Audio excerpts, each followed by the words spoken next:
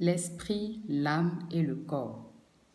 Est-ce que le corps est plus important que l'esprit et l'âme?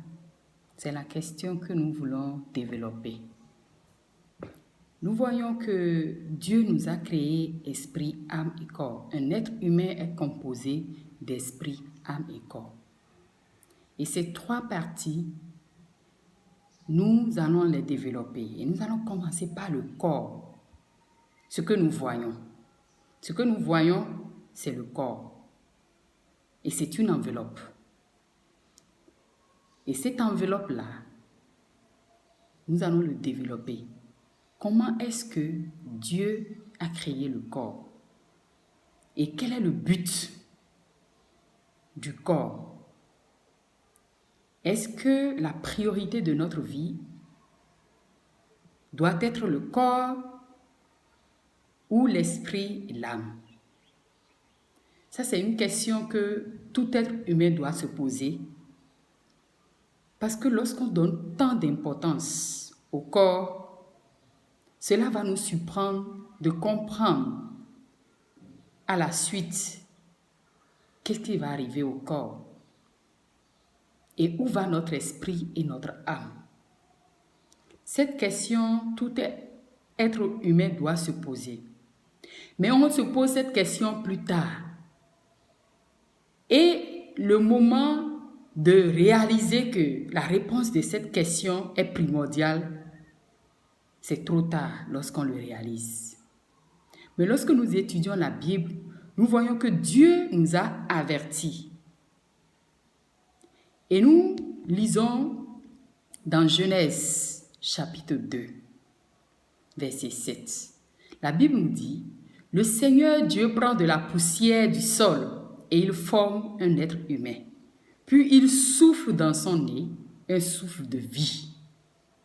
Et cet homme devient un être vivant. » Donc Dieu a créé l'homme à partir de la poussière.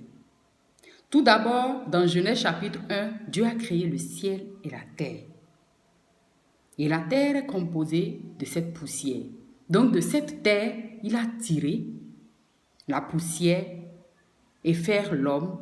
Et puis ensuite, il a soufflé dans son narine le souffle de vie. Donc déjà, notre corps a l'empreinte de Dieu. Parce qu'il nous a formés avec ses mains, avec de la poussière. Et puis, il a mis son souffle de vie en nous. C'est ça qui est l'esprit. Et l'esprit existait déjà avant le corps.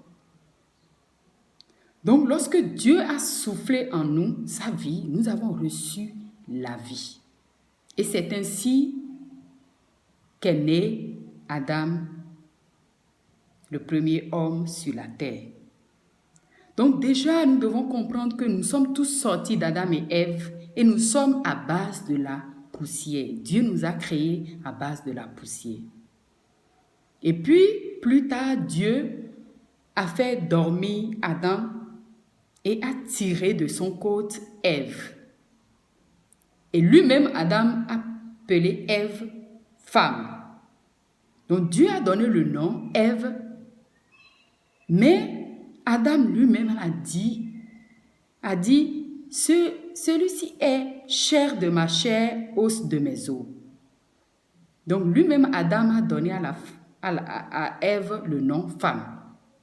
Lorsque nous lisons dans Genèse chapitre 2, verset 5, la Bible nous dit, il n'y a encore aucune plante dans les champs et l'herbe n'a pas encore poussé. En effet, le Seigneur Dieu n'a pas encore fait tomber la pluie sur la terre et il n'y a pas d'être humain pour cultiver le sol. Donc Dieu, lorsque Dieu a créé toutes choses avant de créer Adam et Ève, il n'y avait pas de plantes. Il n'y avait rien. Pourquoi? Genèse chapitre 2, verset 5 nous dit que parce qu'il n'y avait pas encore de l'homme pour cultiver la terre. Ça veut dire qu'il faut un être humain pour cultiver la terre avant que cela soit vraiment quelque chose qui commence de fonctionner. Donc, tant qu'il n'y a pas d'homme sur la terre, la terre ne peut pas fonctionner. Donc c'est ainsi que Dieu nous a créés. Et nous sommes composés d'esprit, âme et corps. Et c'est la vie de Dieu en nous qui est l'esprit. Donc Dieu a placé Adam et Ève dans le jardin et il les a dit cultiver la terre. Donc c'est en ce moment-là, quand il a eu un être humain dans le jardin, qu'on peut cultiver la terre.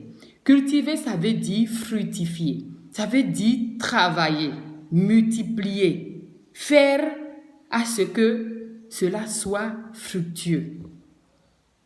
Donc Dieu a donné l'intelligence et la sagesse à Adam et Ève pour pouvoir cultiver la terre. Donc le travail que Dieu les a donné, c'est de cultiver la terre. Cultiver la terre, ça veut dire prendre soin de la terre. Donc lorsque nous prenons soin de tout ce que Dieu nous a donné en tant qu'être humain, nous sommes en train de cultiver la terre. Et notre corps, nous devons prendre soin de notre corps. Mais nous devons comprendre aussi que l'esprit que Dieu a mis en nous, la vie que Dieu a mis en nous, est plus important que le corps. Mais des fois, le corps veut prendre le dessus. C'est pourquoi nous voulons expliquer, nous voulons vous encourager que la Bible nous a avertis de ne pas laisser notre corps prendre le dessus. Et à quel moment le corps a commencé de chercher à prendre le dessus? Le corps a commencé de prendre dessus lorsque l'homme a péché. Parce que Dieu a placé Adam et Ève dans le jardin et il les a dit, vous avez le droit sur tous les fruits du jardin. Mais l'arbre qui est au milieu, ne touchez pas et ne mangez pas. Donc, c'est la seule partie que Dieu les a donné d'interdiction. Mais l'homme, avec son corps, a désiré aller au-delà de ce que Dieu lui a dit. Le Seigneur Dieu prend l'homme, Genèse 2, verset 15, et il le place dans le jardin d'Éden pour cultiver et pour garder. Donc nous devons garder tout ce qui est autour de nous. Nous devons garder notre propre corps. Nous devons prendre soin de notre propre corps aussi. Donc prendre soin de son corps ne veut pas dire qu'on va mettre à côté l'esprit. Parce que c'est l'esprit qui est plus important. Et plus tard, nous voyons que Dieu a donné tout dans le jardin, sauf l'arbre qui est au milieu. Avant même de créer l'homme, Dieu a déjà créé les arbres, les animaux et tout. Donc, il a fait même toutes les choses dont le corps a besoin. En quelque sorte, il a préparé le trousseau. Comme une femme enceinte qui prépare le trousseau avant l'accouchement, Dieu a préparé le trousseau en créant les arbres, la mer, les oiseaux, les animaux et tout avant de créer l'homme. Donc nous avons tout pour que notre corps puisse vraiment trouver à manger, puisse trouver tout ce dont il a besoin. Mais Dieu nous a donné l'intelligence, il nous a donné son esprit qui nous permet de discerner ce qui est bon et ce qui n'est pas bon. Dieu a dit à Adam et Ève cultiver. Donc le travail a commencé même avant la chute. Donc le travail, ce n'est pas une malédiction, c'est une bénédiction de Dieu.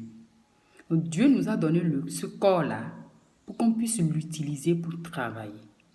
Mais la Bible nous dit que tout ce qui est exagéré n'est pas bon.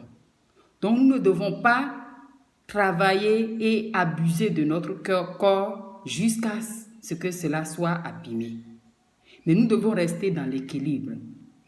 Donc la paresse aussi ne fait pas partie de Dieu. Parce que Dieu a dit cultiver. Donc le travail est une bénédiction de Dieu. Et nous devons prendre soin de ce jardin qui est le monde aujourd'hui que Dieu nous a donné en travaillant, en plantant des arbres et en prenant soin de notre corps. Mais notre corps est seulement une enveloppe que nous ne devons pas donner trop de priorité jusqu'à oublier notre esprit et notre âme. Donc le corps, cette enveloppe-là que nous voyons, ne doit pas être la priorité de notre vie. Il y a beaucoup de polémiques sur le corps, mais nous voyons que nous devons faire le sport, nous devons bien manger. À chaque saison, il y a des fruits, il y a des aliments pour chaque saison. Donc Dieu a prévu toutes ces choses pour que nous puissions être en bonne santé. Et cultiver aussi, c'est prendre soin. Notre Dieu est saint et propre. C'est pourquoi je veux nous encourager, chers peuples de Dieu. Si nous devons prendre soin de notre corps doit être propre. Le corps propre ne veut pas dire que je vais faire les choses qui dépassent mes moyens. Non, je fais simplement ce que je peux pour mon corps, pour être présentable. Parce que la priorité n'est pas pour mon corps. Juste une enveloppe, ce qui est à l'intérieur de notre enveloppe est plus important que notre enveloppe. Lorsque nous avons une somme dans l'enveloppe, cette somme est plus importante que l'enveloppe. Et lorsqu'on enlève cette somme, l'enveloppe, on le jette. Donc, tout en sachant qu'un jour, ce corps qui est la poussière deviendra poussière, qui va être comme une enveloppe qu'on va jeter, ce n'est pas la peine de prendre trop du temps sur ce corps en oubliant mon esprit et mon âme. Donc je veux te dire, chers frères et sœurs, pour que notre corps soit en bonne santé, nous avons besoin de prendre soin de notre maison, de notre entourage. Donc en tant qu'enfant de Dieu, quand la Bible nous dit de prendre soin du jardin qui est ce monde, nous ne devons pas jeter de la poubelle partout. Nous ne devons pas être sales ou bien jeter des choses dans la rue un peu partout. Parfois, le chrétien pense que ça, c'est rien du tout. Mais je veux te dire que quand Dieu dit de prendre soin du jardin, ça fait partie. Donc, nous devons donner un bon exemple.